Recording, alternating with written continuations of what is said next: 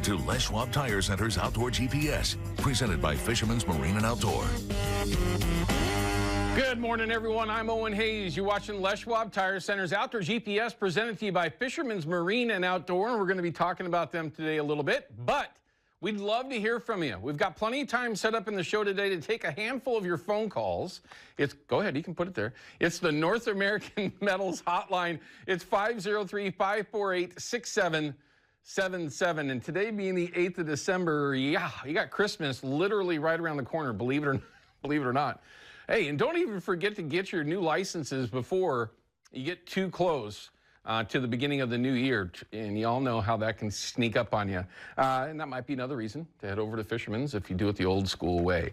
But we'd love to hear from you. And if you have a live report, you go to the front of the line. So make sure you utilize that. If you got those questions or comments, anything that we can help with, we'd love to get those calls in if we can. This upcoming segment, we call it the field report. Unfortunately, yesterday I did not make it out, so we've got a couple of reminders to throw in there, a report or two. Things are still very sporadic when you're talking about options to target steelhead, no matter where it might be. It's not necessarily out of the realm of reason, but still very early to get too crazed about that. But we're going to talk a little bit about steelhead fishing today in our Chevy Silverado Tech Tip of the Week. And I love this time of year. We get tons of questions about Christmas gift ideas. And these tech tips aren't necessarily for Christmas gift ideas, although they will certainly work for it. But the question always comes up about how I like to go after steelhead. And I've talked about different ways I like to set up for bobber dogging. Question specifically was, why a bait casting setup at all as opposed to a spinning rod setup? Along with that, why a sliding setup on that bait caster and a fixed setup on the spinning setup?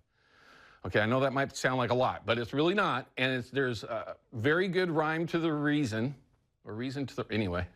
And I'll explain that in today's Chevy Silverado Tech Tip of the Week. We're going to have a couple of segments to spend on that. Also, we've got a video for you from Fisherman's Marine. It's the holidays. It's the holiday sale. We're going to talk about some of the things that they have available for you over there at Fisherman's. If you want to get that outdoors person or just for yourself, take advantage of it, of course. Gear going into steelhead season, early thoughts of spring Chinook possibly. Whatever it might be, from hunting, fishing, hiking, camping, whatever it is, they've got you covered in this holiday sale. So we're going to have that quick video clip for you here. And then after that, we will have those tech tips for everyone. Hopefully, give you a little bit of, an idea of what you can do, maybe to change things up this year when you're chasing steelhead, or just give you another way to go after them. We can't have too many ways, it seems like. Steelhead, 1,000. Seems like different ways to go after them these days. Although bobber dogging is probably the most popular. Looks like we've got a phone call coming in, so we're going to get to, let's just take Porter's call now, since we don't have anything else really kind of pressing us, Ryan. Let's just go ahead and talk to Porter. Porter's from Portland. Looks like he's got a comment about the synopsis. I like to call the synopsis more of a guesstimate, or temporary guidelines, or basically a waste of paper. But especially when you're talking about fishing. But Porter, what do you got for everybody? Oh, I just wanted everybody to know that the synopsis is out already. It's been out a little earlier this year than normal. And a couple of things are, I do believe they were talking about a hike in the fees and everything, but I do believe they're the same this year. And another thing, too, a reminder of the Pioneer license. Oh, yeah. That I was able to get this year. And the restrictions on that are, you only have to live in Oregon for 50 years and be 65 in a calendar year. I've had a couple buddies that didn't jump on that right away, went a couple of years without getting that. So I wanted to put that out there. Interesting. I was unaware that there was a break there. I knew it was 65, but you can actually do it in that same calendar year. Yeah, my birthday wasn't until October, but I went in there January 2nd and laid 6 $1 bills out there on the table there and got my Pioneer license early before my birthday. Yeah, that's got to be nice. I think for me, it's usually like that 350-ish range, roughly, with fishing and the, of course, the sport pack, that I get each year, and then all the other tags and reservation stuff. I mean, it adds up real quickly. It's nice to get a little bit of a break when you've earned it by that time. Yeah. Also, I think the Kershaw warehouse sale is going on this weekend, too. It is. Yep. Certainly don't forget about that. Today's the day that can be a little bit lighter than what it may have been yesterday, but certainly some great deals to be had over there. Have you ever taken part in their sale over there at Kershaw? No, I haven't. I'm thinking of going over there today. It's worth it. But there's certainly some great stuff there. I've had plenty of Kershaw knives over the years, and I really like their knives. And a local company is definitely one to support. Porter, thanks for the heads up. We appreciate that. And I'll back up a little bit when I was talking about the synopsis. When you're talking about the fishing synopsis in particular, you know, they put all what they're planning on doing throughout the year. But if you don't keep track real time on what's going on what is or isn't open, no matter what time of year it is, that's your responsibility. It's in there in very big, bold letters that you have to keep up with what's going on. So the synopsis does give you a layout. But it no means is definitive, right? Certainly something along those lines. Anyway, I won't go too far there. Let's go ahead and take a look at some of the photos that everybody's been sending in like we do every Saturday and Sunday morning. We love showing you off, and we're going to show you the easiest way to do it. But now, okay, well, now I'm distracted. I didn't get to hunt yesterday. Probably don't get to hunt today. I know I don't get to hunt tomorrow. I'm already jonesing. 2 limits in the fog, and I love hunting in the fog. When they're moving. When the birds aren't moving in the fog, it can get real frustrating. Look at the dogs they've got there. Okay, not your typical waterfowl dogs, but still excellent. Obviously, the dogs know what they're doing. Well done, guys. Nice hunt. Wonder where that is. It doesn't look like public land. It looks like private land. One of these days, when I get old and slow, I guess. Catch and release. Nice steelhead. Wow. Well, yeah. Yeah, not that far away, everyone. And quite honestly, I think that's a silver. Anyway, well done.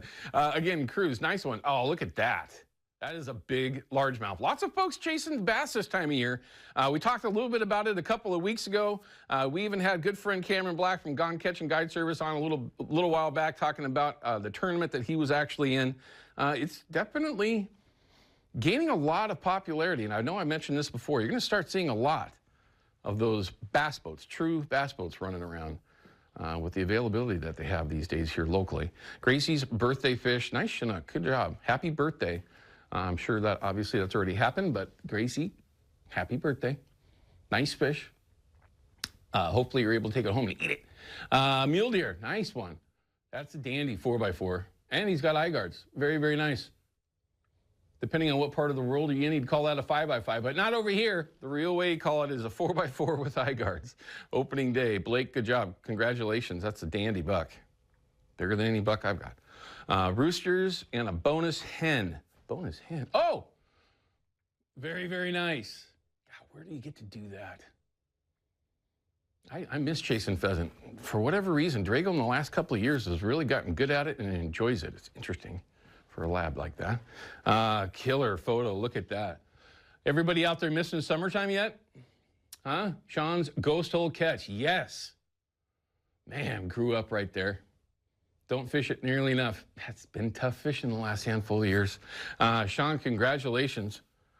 And that shout, oh, look at that, boat hunt. I love it. Look at that. Now, take a quick look there, everyone. What do you notice? Now, to me, that buck on the bottom looks like a whitetail. Now, I could be wrong, could be a blacktail. I'm not getting a good look there. But that top one, that's a muley. That's very, very interesting. Tagged out. Stuart Jenks. Well done. That boat is definitely getting a workout, no question. That might happen to me. Who knows? We'll see. It's the Fox 12 app. It's free. Download it. Once you do, go down to Outdoor GPS. Once you do that, it'll show you exactly how to upload those photos and videos. And like I say just about every day, when you can't figure it out, let Ryan know, and he will walk you through it. Most of the time. All right, we're going to cut to a break. When we come back, we're going to jump into the river levels and all that information that you want to have, and some of the reminders. This is that time of year. We try to get you the deals that we can as you go into the holidays. We're going to have those for you when we come back from the break. Don't go anywhere.